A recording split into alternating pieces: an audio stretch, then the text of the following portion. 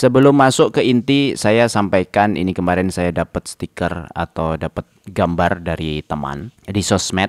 Kata-katanya begini, seseorang bertanya kepada tukang kebunnya, kenapa tanaman-tanaman ini tumbuh sangat cantik katanya. Si tukang kebun jawab, saya tidak memaksa mereka untuk tumbuh. Saya secara simpel menghilangkan potensi apa-apa saja yang menghambat mereka tumbuh. Ini penting, sama persis seperti investasi. Kenapa saya pilih dividen investing? Salah satunya adalah garansi bahwa setiap investasi yang kita keluarkan itu paling tidak secara historis tergaransi setiap tahun itu punya hasil. Lalu hasilnya hanya 10%, hanya 8%, hanya 9%, Bang. Ini jawabannya. Investasi itu kita harus hilangkan potensi uang kita itu habisnya kenapa. Harus kita hilangkan, harus eliminasi. Jangan sampai ada namanya cut loss. Eliminasi semua. Supaya apa? Supaya mereka tumbuh sendiri secara beautiful, secara cantik. Filosofi ini yang membuat dividen investing itu cocok untuk saya. Bisa jadi nggak cocok untuk yang lain, tapi ini cocok untuk saya. Nah, gimana menurut teman-teman? Silahkan komen ya. Kita ramaikan. Kalau ini cocok, ayo kita ramaikan, sebarkan ke yang lain, ke retail-retail yang lain supaya mereka tidak kehilangan capital ya. Supaya potensi kehilangan modal atau capital mereka itu lebih rendah. Potensi cuannya lebih tinggi walaupun lambat. Silahkan disebarkan supaya bisa membantu juga yang lain. Assalamualaikum, selamat pagi teman-teman. Hari ini tanggal 13 April 2025 hari Minggu. Saya lanjutkan untuk list saham incaran berdasarkan potensial dividen. Sekali lagi ini disclaimer on. Saya review di hari ini saja. Artinya positioning atau list akan berubah seiring dengan perubahan harga hariannya saham masing-masing. Dan ini bukan anjuran jual atau beli, jadi silahkan riset sendiri-sendiri. Baik, untuk yang nomor 3, karena kemarin kan 10 sampai 4 sudah ya. Dari Adro, MPMX, RALS, MBAP, PTBA, LPPF, KKGI. Dari list ini yang di short adalah sisa dividen. Jadi Adro kemungkinan kalau dia akan bagi dividen final, bisa jadi nanti di bulan Mei ini dia bagi. Berarti yieldnya kalau harga sekarang 1715 akan 10%, MPMX 12, 12, 12, 12,4, 14,9, 16,1 untuk KKGI. Ini tidak pasti karena keputusan pembagian dividen itu semua ada di pemegang saham mayoritas. Jadi kita retail ini mengikuti pemegang saham mayoritas keputusannya apa. Bagi yang sudah bagi, sudah saya set di sini ya. KKGI interim sudah bagi 15, Adro sudah bagi 106 atau 6,2%. Dividen tahun lalu juga saya sampaikan, ini tahun lalu. Ya, yieldnya kalau dengan harga sekarang Adro berarti sekitar segini ya, 23, MPMX 11 dan seterusnya. Artinya kita pun juga bisa mengevaluasi tahun lalu. Dan dividen strict artinya sudah berturut-turut bagi dividen di sebelah kanan ini. Ada beberapa yang belum saya update, jadi ini hanya file internal saya, sehingga saya pun juga ketika memutuskan itu tidak sepenuhnya ini semua saya update. Baik, untuk yang nomor 3 adalah PBSA, Paramita Bangun Sarana. Ini harga sekarang sekitar 348 atau naik 1,7%. Kemungkinan bagi dividen di bulan Juni 1 kali 1 tahun. Yield dividen kemungkinan 16,3 kalau lihat EPS-nya 71 dan payout rasio historisnya kita setting di 80. Jadi yieldnya kemungkinan di 16%. Tahun lalu dia bagi 53 atau sekitar 15% ya. Strict ini belum saya update. Harga PBSA posisi sekarang sudah lumayan tinggi dari konsolidasi terakhir di bulan Oktober 2024. Ini sudah naik ke 19%. Artinya sudah posisinya sudah lumayan. Kalau kita potong di kondisi 2025, ini adalah harga rata-rata ya. Di kira-kira di 2025 awal. Jadi hati-hati juga kalau mau masuk di sekarang-sekarang. Tapi kalau sudah masuk di area ini silahkan di hold saja. Menurut saya seperti itu. Kemudian yang selanjutnya ada Transpower Marine ya. TPMA ini kemungkinan dia bagi di bulan Juni 1 kali 1 tahun, yieldnya sekitar 16,8. Harga terakhir di 600 hari Jumat kemarin. Ini diambil dari mana? Dari earning per share 116 di tahun ini, tahun 2024, dan dividen payout rasionya 87%. Silakan di reset. Tahun lalu dia bagi dividen 75 atau 12,5%. Dia akan RUPS nanti di tanggal 30 April ya teman-teman. TPMA juga sudah saya bahas di video saya sebelum ini. Silahkan dicek detailnya, laporan keuangannya, dan lain sebagainya. Posisi harga sekarang sudah naik dari bottom, itu sekitar 12%. Tapi ini sebenarnya juga harga rata-rata yang lama bertahan ya, dari 2023 lama bertahan di angka-angka itu untuk TPMA. Nah, saham yang terakhir atau yang nomor 1 di list saya untuk bulan April ini adalah AADI. AADI kemungkinan bagi dividen di sekitar 17%. Tapi ini bukan dividen di tahun ini. Artinya bukan dividen untuk closing laporan keuangan 2024. Ini adalah estimasi dividen nanti di 2025. Jadi kemungkinan dia akan bagikan interim di Desember dan finalnya di Mei 2026. Ini saya estimasi EPS-nya secara performan turun 10% dari kondisi 2024. 2024 dia closing di 2512, saya kalikan 0,9. Bisa jadi turun lebih dalam? Ya, bisa jadi. DPR historis hanya berdasarkan laporan pas waktu IPO 45% dan juga berdasarkan historinya yang satu grup. Karena ini satu grup dengan Adro, jadi saya masukkan 45%. Posisi harga sekarang sudah di bawah ya. Ini memang cocok untuk dicicil, tapi harus sabar karena sampai akhir tahun kemungkinannya. Kalau melihat secara bisnis, AADI ini mestinya berbeda dengan ADMR. Mestinya begitu. Semua bisa salah, jadi apa yang saya sampaikan bisa jadi salah.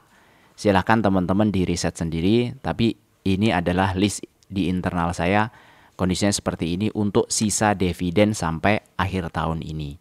Bagaimana kalau potensi dividen per tahun? Kenapa ITMG tidak masuk sini? Kemudian ada lagi misalnya BSSR, kemudian ada misalnya Games dan lain-lain. Kenapa tidak masuk? Karena ini adalah sisa. Tapi kalau yieldnya itu berdasarkan dividen per tahun, pasti juga akan berubah. Jadi ini setiap bulan pun berubah. Nanti kalau harganya naik, kayak AADI sudah naik tinggi, bisa jadi yieldnya berubah karena harganya sudah tinggi.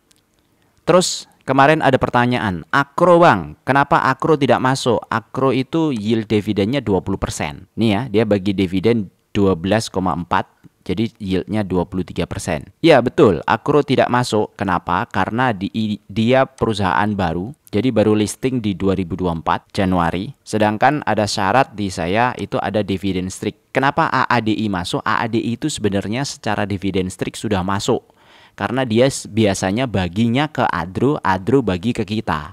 Secara kebiasaan manajemen AADI itu sebelumnya itu sudah ada. Tapi kalau Akro, saya belum tahu kebiasaannya sehingga saya tidak masukkan di situ. Dan satu lagi adalah payout rasionya adalah 474%. Bertahan sampai kapan dia bisa bagi seperti ini? Karena EPS-nya hanya 2,6. Jadi kalau di harga sekarang 54, taruhlah EPS-nya tahun 2025 nanti 2,6 juga. Artinya 2,6 dibagi 54. Hanya sekitar 4%. Betul ya? Sehingga ini tidak masuk di dalam list. Jadi saya tinggalin. Itu salah satu penjelasan kenapa Akro tidak masuk. Nah lanjut, saya akan jelaskan juga mengenai dividen for living secara lebih detail dari apa yang ada di sini. Kemudian saya masukkan ke dividen for living. Anggap aja ini adalah 3 teratas. Ini rata-rata di 16% per tahun secara dividen yield. Atau 15% ya, karena tahun lalu ini 15, ini 12, ini belum karena ADI. Anggap aja 15 sampai 16.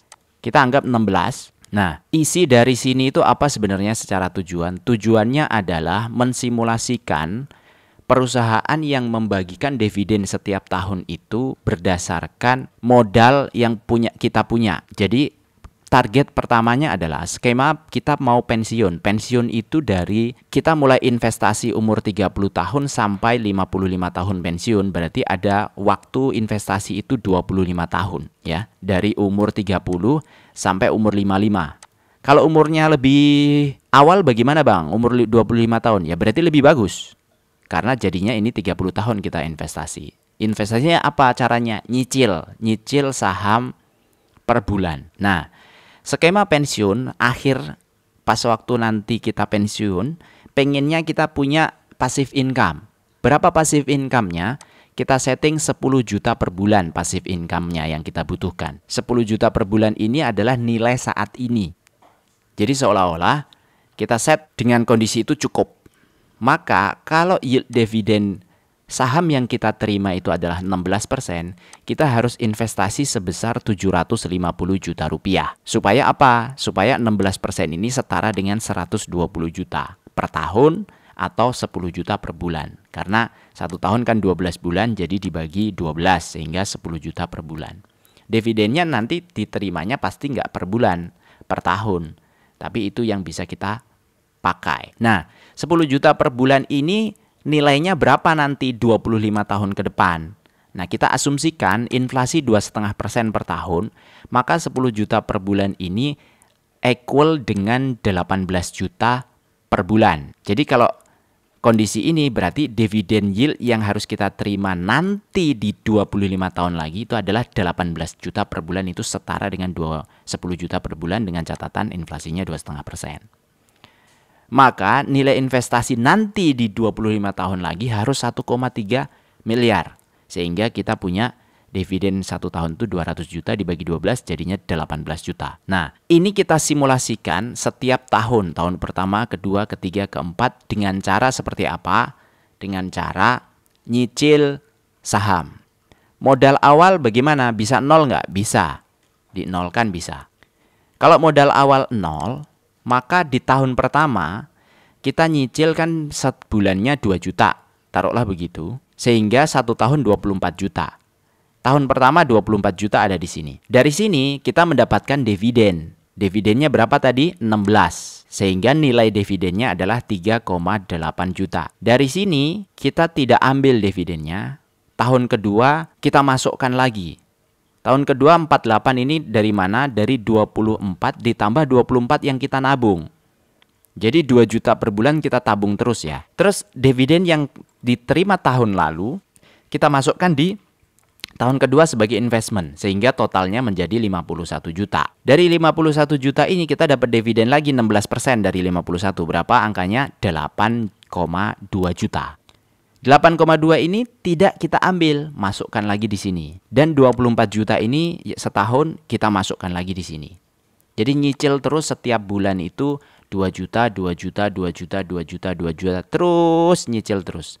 Masukkan tahun ketiga, tahun keempat, tahun kelima. Sampai tahun kelima nilai investasi kita jadi 165 juta. Karena ada yield dividen 16 dan ada cicilan 2 juta per bulan. Tahun ke-6 kita hitung. Masa sih kita nggak ada kenaikan, nggak ada progres cicilannya. Nah, sehingga setiap 5 tahun kita asumsikan naik 20%. Sehingga 2 juta jadi berapa? 2,4 juta per bulan atau 28 juta per tahun. Masuk ke tahun ke-6, 165 ditambah 28. Dividennya dapat 26 juta tahun lalu. Sehingga total 220. Dividen tahun ke-6 ini 35 juta, kita tidak ambil, masukkan lagi. Begitu seterusnya, sehingga sampai di tahun keberapa kita ketemu angka 1,3 miliar ini. Nah, kita cek. 1,3 miliar kita ketemu di angka tahunnya adalah tahun ke-15. Padahal tadi kita mau pensiun di tahun ke-25. Artinya, kalau yield dividennya 16%, tahun ke-15 itu sudah kehit. Sesuai dengan kebutuhan kita, ini sudah financial freedom. Karena kita sudah dapat dividen 220 juta per tahun. Bisa kita lanjutkan nggak? Bisa. Lanjut terus sampai tahun ke-16, 17, 18, 19, 20. Sampai pensiun nanti akan berapa? 7 miliar. 7 miliar dan kita dapat dividen setiap tahunnya 1 miliar. Atau 93 juta per tahun. Jadi pas waktu pensiun, umur 55, kita sudah punya passive income sebesar apa? Sebesar 93 juta per bulan. Atau di sini. Ini sudah saya bikinkan grafiknya. Dari data-data yang ada di bawah sini sudah ada saya bikinkan grafiknya. Tahun ke-5 itu segini. Tahun ke-25 segini. Tahun ke-30 segini. Jadi kalau mulai investasi itu lebih awal, itu lebih baik. Inilah yang saya sebut compounding interest. Kalau Einstein bilang kan compounding interest. Kenapa bisa naik seperti ini? Karena modalnya makin gede. Saya nggak mau bang, cuma nyicil 2 juta, kurang seru. Makanya ini ada modal awal 50 juta. Jadi berapa? Jadi naik di sini. Awalnya 90 jadi 100 juta dividen yang kita terima. Setiap tahun kan saya ada bonus. Saya nggak cuma nyicil 2 juta aja. Ya silahkan masukkan. Tambahkan bonusnya di tiap tahun. Mau berapa? Pasti nanti akan berubah. Gampangannya ini jangan 24 juta tiap tahun. Tambahin aja gitu. Gampangannya seperti itu. Nah, kalau kita sudah dapat 25 tahun ya, pas waktu pensiun dapat 100 tadi, 100 juta per bulan, kita bisa ambil semua. Kita juga nggak ambil semua. Secukupnya saja hidup ya dari situ. Kemudian ini diputar lagi sampai tahun-tahun berikutnya. Taruhlah kita punya umur itu sampai 65 ya, 62, 65 itu kalau ikutan Nabi Muhammad ya. Kemudian kalau lanjut panjang umur 75, 80 itu sudah cukup bagus ya. Artinya masih ada sekitar 25 tahun berikutnya itu kita hidup. Harapannya dengan 25 tahun kita berikutnya hidup sudah tidak bekerja, kita masih bisa membiayai hidup kita sendiri dan istri. Anak-anak sudah kerja masing-masing, kita tidak membebani mereka. Dengan apa? Dengan dividen per tahun yang kita dapatkan ini. Saya pikir itu cukup clear ya untuk stok yang ada di sini atau saham yang ada di sini. Ada beberapa pertimbangan, semua orang pasti berbeda-beda pertimbangannya. Silahkan teman-teman punya list sendiri, silahkan masing-masing. Ini adalah saham-saham syariah yang saya list.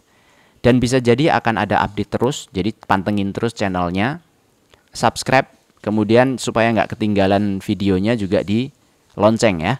Subscribe-nya full lonceng. Jadi setiap saya upload video setiap harinya Anda mendapatkan update terkini dari sini. Oke, itu aja. Jika ada pertanyaan silahkan di kolom komentar. Insya Allah saya balas kalau pas ya. Kalau ada request juga silahkan di kolom komentar. Sampai jumpa lagi di video berikutnya. Terima kasih. Wassalamualaikum warahmatullahi wabarakatuh.